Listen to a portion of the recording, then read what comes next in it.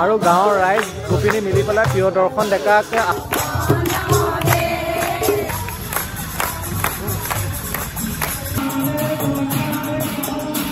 নমস্কাৰ বন্ধুসকল, কি খবৰ, কেনে আছে আপোনালোক? আশা কৰোঁ সকলো ভালে আছে। এইকেইদিন ৰাসৰ বতৰৰ কাৰণে মোৰ চেনেলটোত অকল ৰাসৰ ভিডিঅ' পাই আপোনালোকো চাগে বৰ হৈ গৈছে, আৰু সেয়েহে আজি আমাৰ গাঁৱতে ভাগৱত পাঠ অনুষ্ঠান আছে। সেই গতিকে আৰু আমাৰ এই অনুষ্ঠানলৈ কৰিবলৈ ভাগৱত পাঠ কৰিবলৈ আহিব অসমৰ জনপ্ৰিয় পাঠক দৰ্শন ডেকা বাপজনা, আৰু তাৰ লগতে অন্যান্য কলিয়াবৰৰ পৰা আহিব বহুকেইজন বাপ, আৰু তেওঁলোকে পিছত পাছৰখিনিত পাঠ কৰিব। তেওঁলোকৰ পাঠ আপোনালোকৰ আগত শুনাম, কিন্তু আজি ইয়াৰ আগতে ভাগৱত পাঠ যিহেতু আৰম্ভণি, সেয়েহে আমি প্ৰথমতে সেৱা এভাগ জনাই লওঁ।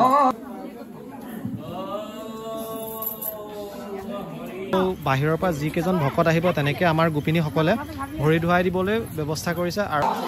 আৰু এইখনে হৈছে নিমিষা অৰণ্য, য'ত আমাৰ তিনিখন আসন সজাই থোৱা আছে। তাৰ মাজত এটা পুখুৰী আছে, পুখুৰীটোত মাছ আছে, তাৰপিছত কাছও আছে, আৰু পদুম ফুল অখনি ৰাতিপুৱা এটা পৰিৱেশ। আৰু আমাৰ এই বনোৱা মেইন মানুহজন, আমাৰ গুৰি ধৰোতা মানুহজন, আমাৰ সভাপতি বাপ, আমাৰ অতুল কলিতা বাপজনা। আজি আমাৰ এই বছৰেকীয়া আমাৰ যিটো প্ৰতিষ্ঠা দিৱসৰ উপলক্ষে আমি যিভাগ কাৰ্যসূচী হাতত লৈছোঁ, সেইভাগ কাৰ্যসূচীত আমি অকণমান খালি আমি নৱপ্ৰজন্মক অকণমান আমি দেখুৱাবৰ কাৰণেহে এই প্ৰস্তুতিটো আমি হাতত লৈছোঁ।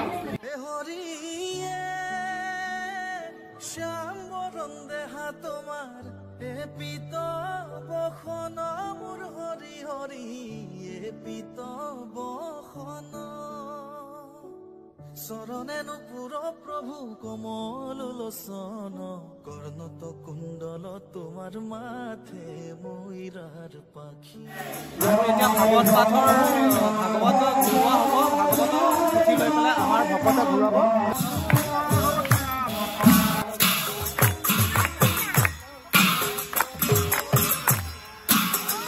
এনেকেই ভাগৱত ভৱন আমাৰ গোটেই গাঁওখনত যিমান দূৰলৈকে যাব পাৰে খোজকাঢ়িতো গোটেইখিনি গাঁও ঘূৰা সম্ভৱ নহয়, কিন্তু যিমান দূৰলৈকে যাব পাৰে সিমান দূৰলৈকে যাব। পিছে পিছে ভাগৱত লৈ আহিছে, আমি আগত আহিছোঁ। গাঁৱৰ প্ৰতিঘৰ মানুহে এনেকৈ ৰাস্তাই ৰাস্তাই যিহেতু ভাগৱত ফুৰাবলৈ আহিছোঁ, আৰু গাঁৱৰ প্ৰতিঘৰ মানুহে ৰাস্তাত ওলাই পেলাই আমাৰ ৰাইজক সেৱা কৰিবলৈ ওলাই আহিছে।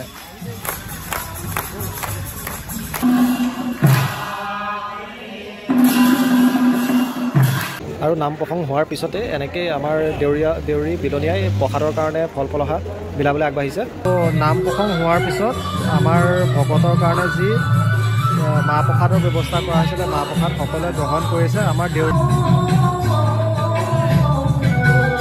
আৰু দাদাই আমাৰ এই ভাগৱতৰ ওপৰত কিছু মন্তব্য আগবঢ়াই আছে। জানদা আমাৰ জ্যেষ্ঠ, এইকেইটা মৎস্য যাতে কোনেও ভক্ষণ নকৰে, বুৱতী নদীত এই মৎস্যকেইটা যাতে এৰি দিয়া হয়।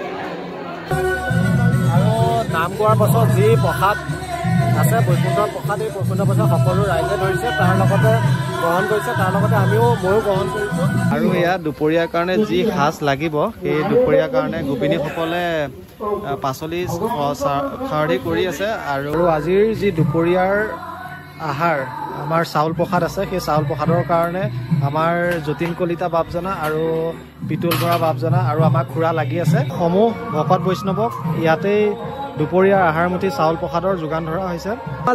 জানদাই আমাৰ ভকত বৈষ্ণৱ যিসকল আছে তেওঁলোকক খোৱা পানীৰ ব্যৱস্থা যোগান ধৰিছে। সকলোকে দি পেলাই ময়ো খাবলৈ বহিছোঁ, আৰু আমাৰ সকলো যুৱক যুৱতী সকলো বহি আছে। ভাগৱত পাঠ কৰাৰ আগে আগে যি আমাৰ মূল আসন আছে, মূল আসনখনৰ সন্মুখত যি তিনিভাগ ভাগৱত আমাৰ আনি থৈছে পাঠ কৰিবৰ কাৰণে, আৰু সেয়া নিৰ্দিষ্ট আসনত বহুৱাবৰ কাৰণে আমাৰ সেৱা ধৰিছে। ভগৱান ভাগৱত কিবা আনি নিৰ্দিষ্ট স্থানত বহুৱাবৰ কাৰণে আমাৰ যিকেইজন ভকত আছে, যিজনে পাঠ কৰিব, তেওঁলোকে মনলৈ আনিছে।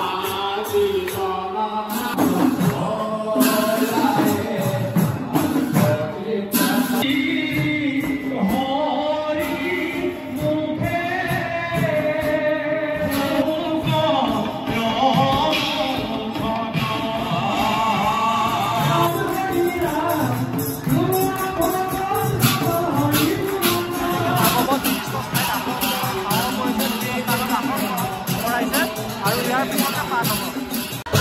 এয়া আমাৰ গোটেই গাঁৱৰ ৰাইজ আহি প্ৰিয়দৰ্শন ডেকা মৰিগাঁও সুদূৰ মৰিগাঁৱৰ পৰা আহি পেলাই আমাৰ গাঁৱত উপস্থিত হওঁহি পাবহি খন্তেক সময়ৰ পিছতে। সেয়েহে গোটেই গোপিনী ৰাইজ গোপিনী সকলো মিলি পেলাই আদৰিবলৈ প্ৰস্তুতি চলাই আছে।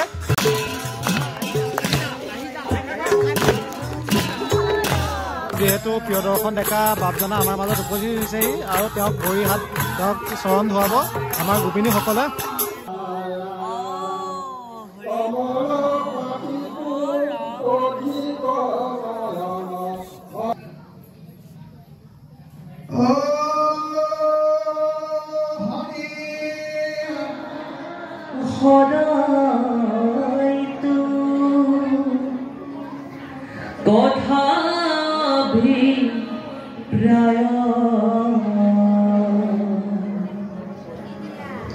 মহন্ত খবৰ বিবাহ দেখে কাল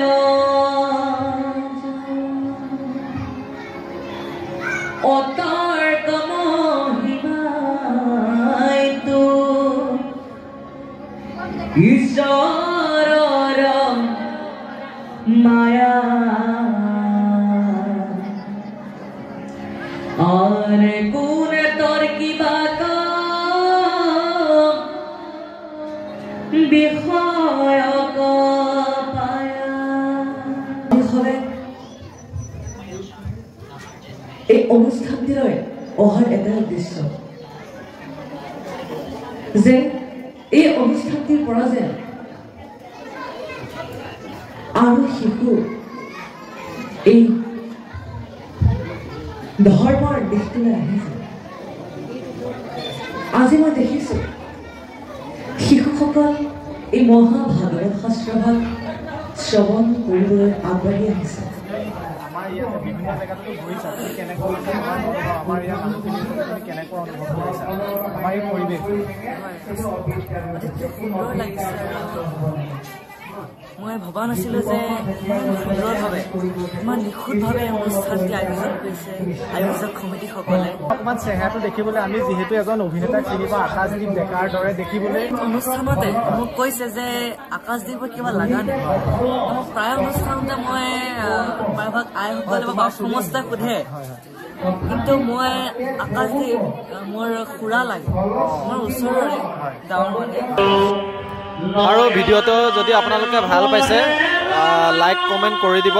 লগতে যদি আপোনালোক মোৰ চেনেলটোত নতুন তেনেহ'লে চেনেলটো ছাবস্ক্ৰাইব কৰি দিব।